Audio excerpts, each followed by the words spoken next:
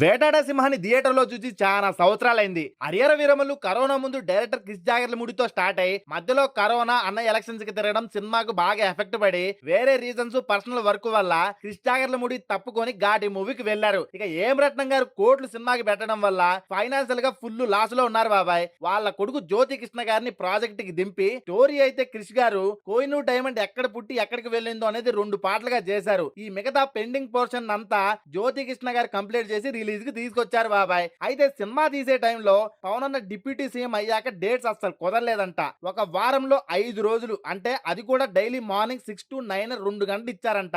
ఆ 2 గంటల్లో మంగళగిరి దగ్గర మిడ్ వాలే స్టూడియోస్ దగ్గర స్టూడియోని చేంజ్ చేసి హరిహర వీరమల్లు సెట్ వేసి మనోజ్ అనే అతని వల్ల సినిమాకి బాగా హెల్ప్ అయిందంట బాబాయ్. పవన్ అన్న కరాటే నుండి కుంఫు కత్తి కర్రసాం వరకు అన్ని వచ్చు కదా. ఈ సినిమా క్లైమాక్స్ 18 నిమిషాలు పవన్ అన్ననే యాక్షన్ కొరియోగ్రఫీ చేశారంట. ఇక అందరి కష్టం ఉంది ఈ సినిమాలో. అందులో ఏం రత్నం గారు చాలా లాస్ లో ఉన్నారు ప్రొడ్యూసర్ గా పెట్టడం. ఇక సినిమా రిలీజ్ అయ్యి కలెక్షన్స్ వర్షం కురవాలని కోరుకుందాం. పవన్ అన్న సినిమా కోసం వెయిట్ చేస్తున్నారు కాబట్టి అందరూ సినిమాకి పోయి ఎలా ఉందో చెప్పండి. దాంతో పాటు మన ఛానల్ ని సబ్స్క్రైబ్ చేసుకోండి నాయన.